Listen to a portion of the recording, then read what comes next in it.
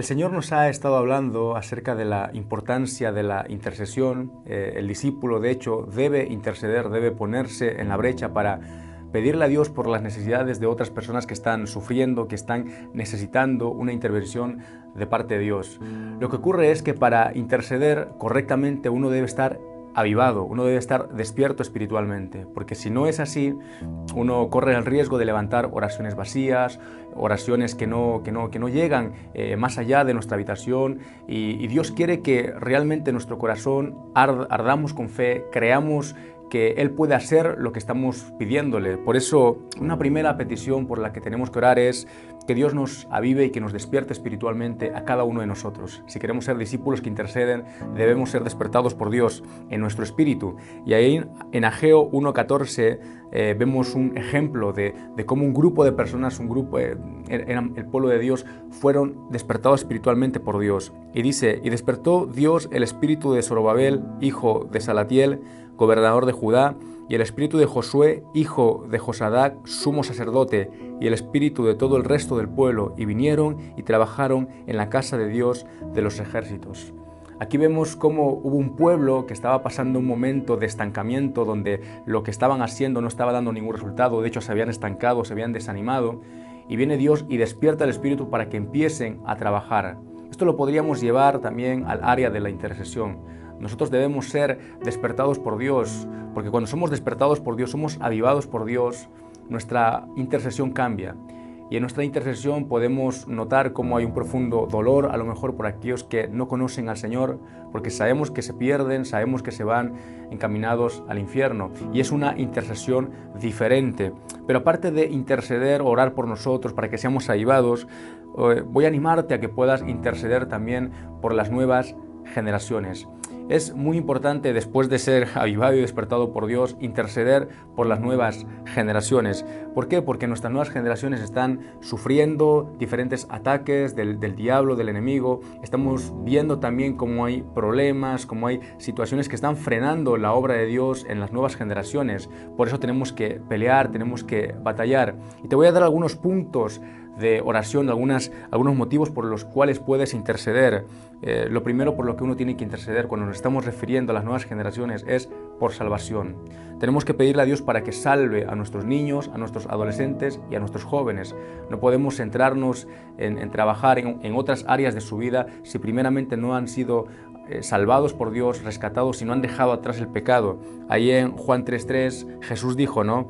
De cierto os digo que el que no naciere de nuevo no puede ver el reino de Dios. Quiere decir que si nuestros jóvenes, niños, adolescentes no nacen de nuevo, no van a poder ver el reino de Dios. Y si no ocurre esto, todo lo demás no va a servir para nada. Porque lo que Jesús vino a hacer es a traer salvación, a que podamos ver y experimentar lo que es el reino de los cielos, a darnos vida eterna. Y eso es lo primero por lo que tenemos que orar, porque a veces nos desviamos y a veces, bueno, por el sufrimiento, por la preocupación que pueden haber en los padres, por ejemplo, uno empieza a orar por las necesidades, por las situaciones que nuestros hijos, por las situaciones que los niños están viviendo, pero en realidad lo más importante es que ellos conozcan a Jesús. Lo más urgente, lo más necesario es que ellos conozcan de Jesús, porque cuando nuestras nuevas generaciones tengan un encuentro con el Señor, todo lo demás empieza a fluir. Pero otra cosa por la que tenemos que orar también, interceder, es por carácter. Nuestros niños, adolescentes y jóvenes viven presiones, viven en un mundo, el contexto es el mundo, la corriente de este mundo, y que les quiere llevar a diluirse, a no vivir conforme la identidad de hijos que Dios les ha dado. Ahí vemos en 2 de Crónicas 34, versículos 1 y 2, el ejemplo de un niño de 8 años, que fue capaz de obedecer a Dios, que tuvo carácter y fue capaz de enfrentarse incluso al ambiente espiritual que estaba viviendo un pueblo, un ambiente de pecado. Y dice ahí, de 8 años era Josías cuando comenzó a reinar, y 31 años reinó en Jerusalén. Este hizo lo recto ante los ojos de Dios y anduvo en los caminos de David su padre, sin apartarse a la derecha ni a la izquierda. Y aquí vemos un niño, y vemos cómo no hay límites para la obediencia a Dios, un niño que fue capaz de determinarse, fue capaz de hacer todo lo contrario de lo que el pueblo estaba haciendo. Un montón de personas estaban yéndose tras la idolatría, haciendo cosas que estaban desagradando a Dios, y un niño se levantó con valor, con valentía, y fue capaz de cambiar toda esa realidad. Y aquí vemos cómo realmente Dios puede usar a nuestros niños, a nuestros adolescentes y a nuestros jóvenes, pero uno tiene que determinarse y tiene que haber carácter. Y lo que estamos viendo es que el mundo está fomentando en las nuevas generaciones la falta de esfuerzo, la falta de lucha, el no luchar por los sueños, por las cosas, el recibir las cosas gratuitamente, sin ningún esmero. Pero ese no es el sentir de Dios. Cuando vemos al Señor de la Biblia, vemos a alguien que constantemente se esforzaba y que también llamaba y usaba a aquellas personas que eran capaces de esforzarse. Por eso tenemos que orar, y es un motivo muy importante para que Dios pueda generar ese carácter en nuestras nuevas generaciones y que puedan ser procesados por Dios para ser luz para este mundo. Y también vamos a orar, y hay que orar para que las nuevas generaciones vivan en el poder de Dios. Hay un pasaje donde dice que estas señales seguirán a los que creen. En mi nombre echarán fuera demonios y hablarán nuevas lenguas, tomarán en las manos serpientes, y si bebieran cosa mortífera no les hará daño. Sobre los enfermos pondrán sus manos y sanarán. Y aquí no vemos que Jesús, que es quien da esta promesa, quien habla de esto, no dice esto ocurrirá con las personas a partir de cierta edad. Esto lo habla en general a sus discípulos, a aquellos que le seguían, a aquellos que le escuchaban.